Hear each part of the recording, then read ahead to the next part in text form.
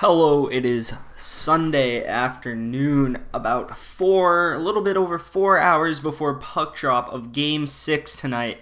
And it's still, even today making this video, is still hard to look back at Game 5 because, man, when you look at the stats from the game, when you look at how it's played out, I went back to watch the highlights today just to take a look back on how the game went. It's really hard to say the Bruins didn't deserve to get a better result in that game, or at least have a fairer outcome. Like, even if the Blues steal a game, you never want to see it happen like this.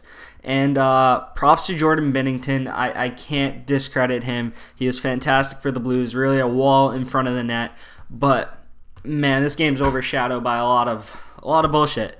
And the first thing I have to mention, because I will forget, because it's really not that important to the game, but it's more so important for the next game, is Ivan Barbashev suspended 1 game for a hit to the head of Marcus Johansson. I thought it was deserving of it. It's clearly headhunting on a guy with concussion history. Obviously, Barbashev's not taking that into consideration, or maybe he is. Maybe he's that sadistic.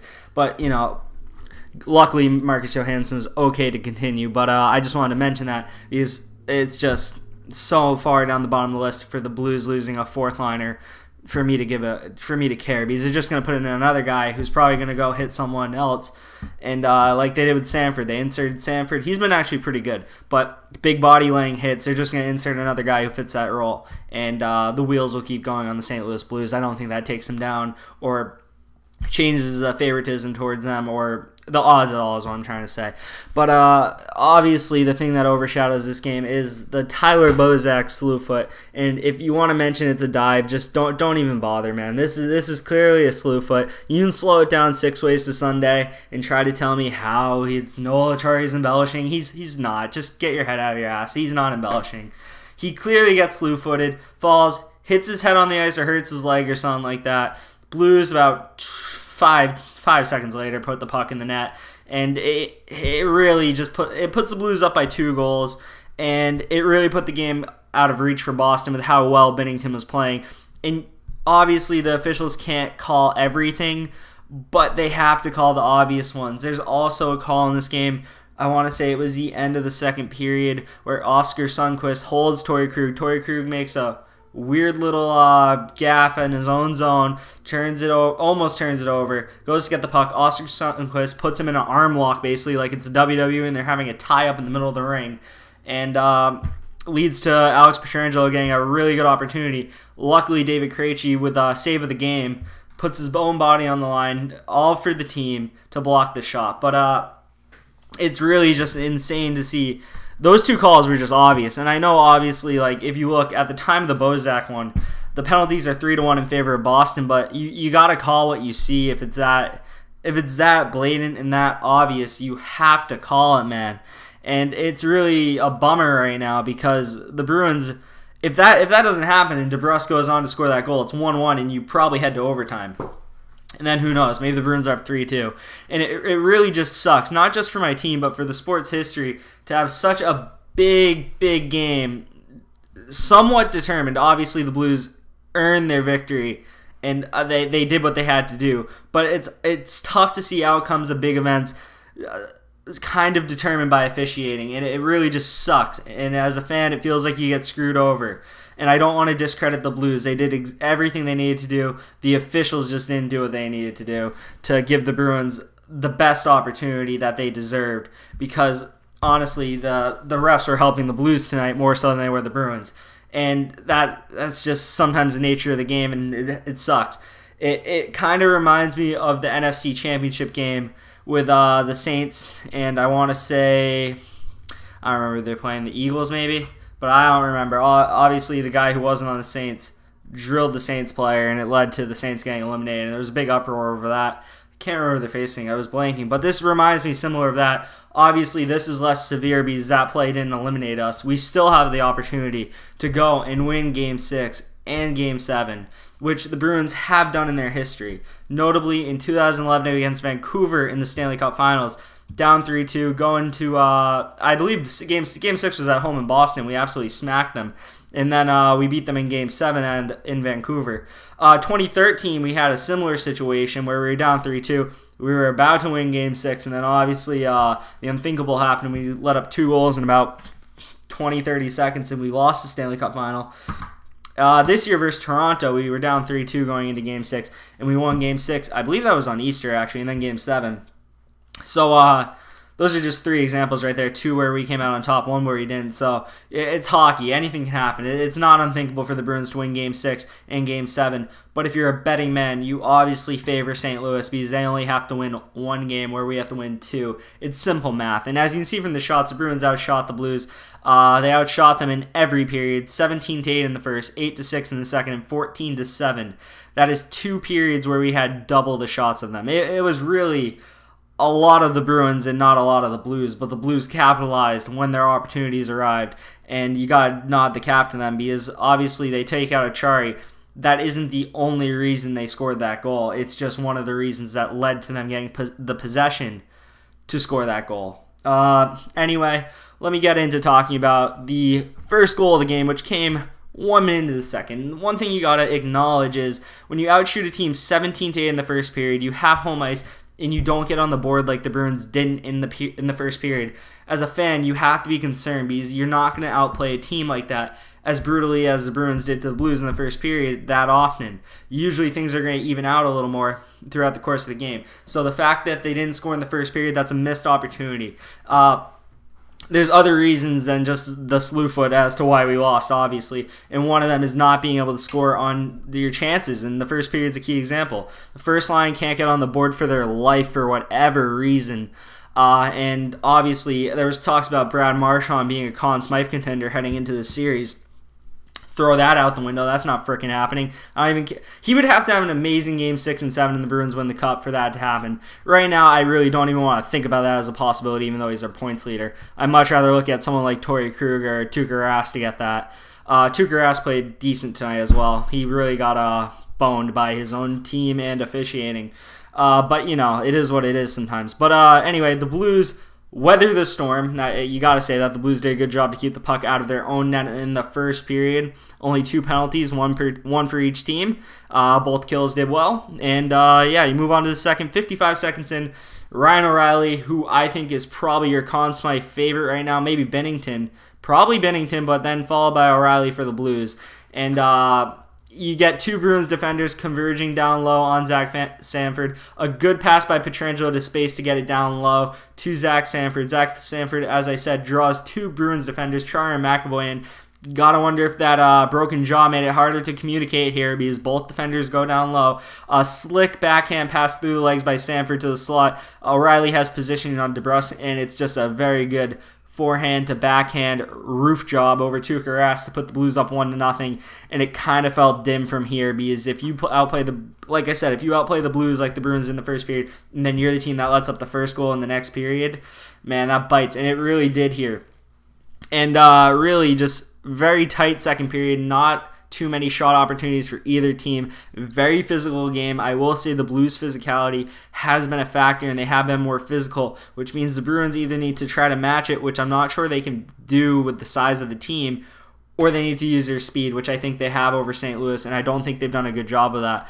But coming into Game 6, you have Carson Kuhlman being inserted into the lineup, announced this morning, and I think that is the right play, because I thought a thing that might have cost the Bruins in Game 6 is only having 11 forwards and having 7 defensemen, because they didn't really need the 7 defensemen. It was more precautionary in case O'Day and Achara can play a lot. I mean, you had Clifton with 6 minutes and 40 seconds. You had Camper with 8:48. Normally all those minutes would go to Clifton, but instead you have a lot of forwards getting more minutes than they probably should, like Joakim Nordstrom with around 15.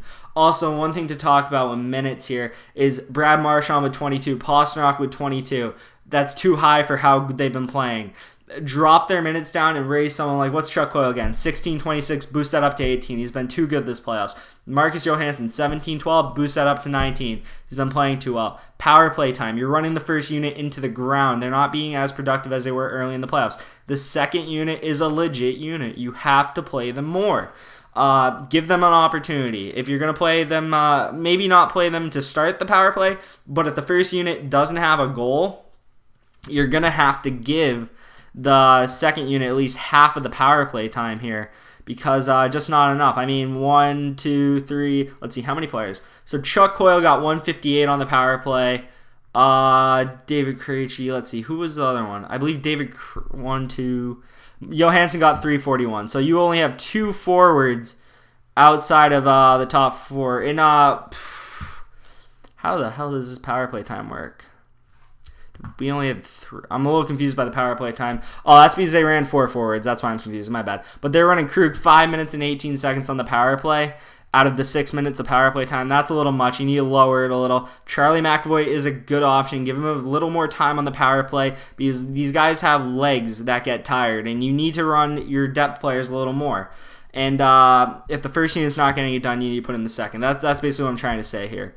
But, yeah. So then throughout the second period, there's only one power play for the Bruins. David Perron interference against David Pastrnak, which leads to us having a 2-1 power play advantage. And then in the third period at the beginning, Alexander Steen interferes with David Krejci.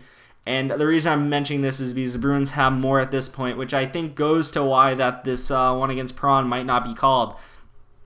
The ref thinks it's justifiable not to call it. I think that's bull. But anyway, then you move on to the third period. And this is the slew foot, obviously, and it comes about 10 seconds before David Perron's goal, so halfway through the third period. Noah Acciari backwards skating, or he receives the puck and he's going backwards. Bozak comes in and cleans him out from behind with the leg. As you can see there, it's clearly leg on leg based on the bottom right picture. If you think Noah Acciari's diving, get your glasses checked, get your eyes checked, get sun checked, man, because there's not something right with you. This is clear. It leads to, well, one thing I want to say before I talk about the goal is look at that picture on the right. That says a million words right there. It says everything you need to know about this goal. It's just Noah Acciari staring down the official, the Blues celebrating behind them. He hadn't even gone to his feet. That's how soon it happened. He barely got to his knees when the Blues put the puck in the net. At that point, there was no point in getting up. He just kind of hobbled to the bench. As you can see, Bozak, bottom left, he's looking at the official. He knows it's a penalty. He knows he deserves a call. Even Bozak knows it's a penalty. Might not admit it in postgame. I didn't read his comments, but man, that's bad. Anyway, it leads to the David Perron goal. First thing you have to mention is Torrey Krug goes to block the pass to the cross crease in the top right.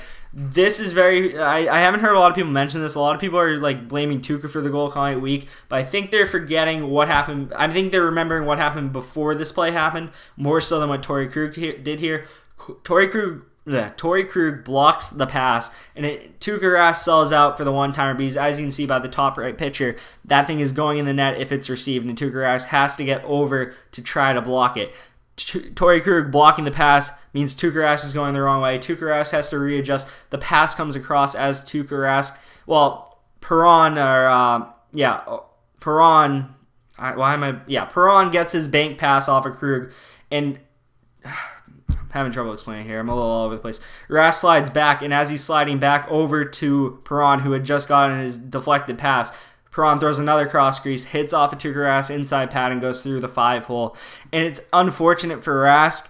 It's a good block by Krug, but the fact that the next pass goes in, it's kind of unfortunate that it ended up like that. It's a really unlucky play for the Bruins that is it's just amplified by the call missed right before it because it led right to it. It's an avoidable goal, but it's really hard to put on anyone on the Bruins here because of the missed call before that takes a guy out of the play, and then the unfortunate way that the pass deflects right back to Perron.